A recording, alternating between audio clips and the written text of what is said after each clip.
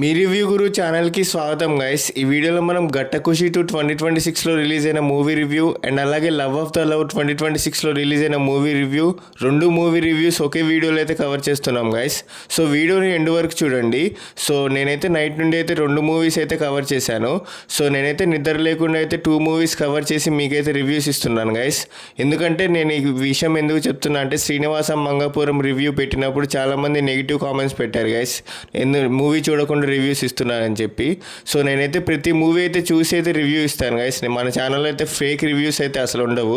So వీడియోని end వరకు చూడండి, ఎందుకంటే 2 మూవీ రివ్యూస్ ఒకే వీడియోలో అయితే కవర్ అవుతాయి.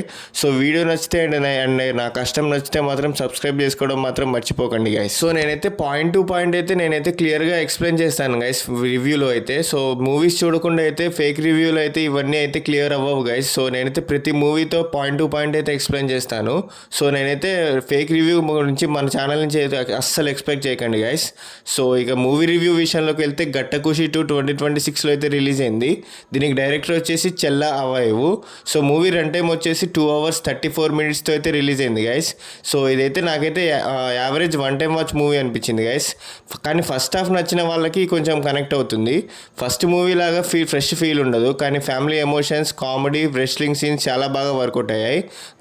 కంప్లీట్ ఫ్యామిలీ ఎంటర్టైనర్ అని చెప్పొచ్చు. సో స్టోరీ బేసిక్లీ ఏంటంటే ఫస్ట్ పార్ట్ తర్వాత స్టోరీ కంటిన్యూ అవుతుంది.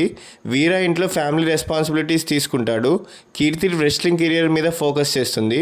ఒక కోచ్ వల్ల వచ్చిన ప్రాబ్లమ్స్, మిస్అండర్స్టాండింగ్స్ వల్ల వాళ్ళిద్దరి రిలేషన్షిప్ మరియు కీర్తి కెరియర్ ఛాలెంజ్లో పడతాయి. ఆ ప్రాబ్లమ్స్ని ఎలా ఫేస్ చేశారు అనేది స్టోరీ. సో ఈ మూవీ ఫస్ట్ పార్ట్కి అయితే సీక్వెల్ గైస్. ఫస్ట్ మూవీ లాగానే ఈ సీక్వెల్ కూడా జెండర్ రోల్స్ని రివర్స్ చేసి హస్బెండ్ వైఫ్ డ్రీమ్స్ని సపోర్ట్ చేయడం అనే కాన్సెప్ట్ని కంటిన్యూ చేసింది. సో ఈ మూవీకి ప్లస్ పాయింట్స్ ఏంటంటే విష్ణు, విశాల్, ఐశ్వర్య లక్ష్మి పర్ఫార్మెన్సెస్ బాగున్నాయి. సో ఫ్యామిలీ ఎమోషన్స్ బాగా కనెక్ట్ అవుతాయి. కామెడీ సీన్స్ ఎంటర్టైన్ చేస్తాయి. రెస్లింగ్స్ ఎపిసోడ్స్ ఎనర్జెటిక్గా ఉంటాయి. ఫ్యామిలీతో కలిసి హ్యాపీగా చూడగలిగే సినిమా. సో నెగిటివ్ పాయింట్స్ ఏంటంటే స్టోరీ చాలా ప్రిడిక్టబుల్గా ఉంటుంది. ఫస్ట్ పార్ట్ అంతా రేంజ్లో అయితే మ్యాజిక్ అయితే లేదు గైస్ ఈ మూవీలో. సో సెకండ్ హాఫ్ కొంచెం ల్యాగ్ అనిపిస్తుంది. విలన్ క్యారెక్టర్ స్ట్రాంగ్గా అనిపించదు. కొన్ని సీన్స్ రిపిటేటివ్గా ఫీలింగ్ ఇస్తాయి. సో 1 time వాచ్కి అయితే మంచి family entertainer guys. First part నచ్చితే ఈ సీక్వెల్ కూడా ఎంజాయ్ చేస్తారు. కానీ ఫస్ట్ మూవీకి మించిన సినిమా అని ఎక్స్పెక్ట్ చేస్తే మాత్రం కొంచెం డిసప్పాయింట్ అవ్వచ్చు. సో ఈ మూవీకి నా రేటింగ్ వచ్చేసి 2.5 out of 5. Gattakusthi 2 perfect family entertainer కాదు. So comedy, emotions, wrestling scenes మీద బాగా వర్కౌట్ అయ్యాయి. కానీ predictable story, slow second half వల్ల ఫస్ట్ పార్ట్ రేంజ్ ఇంపాక్ట్ అయితే క్రియేట్ చేయలేకపోయింది.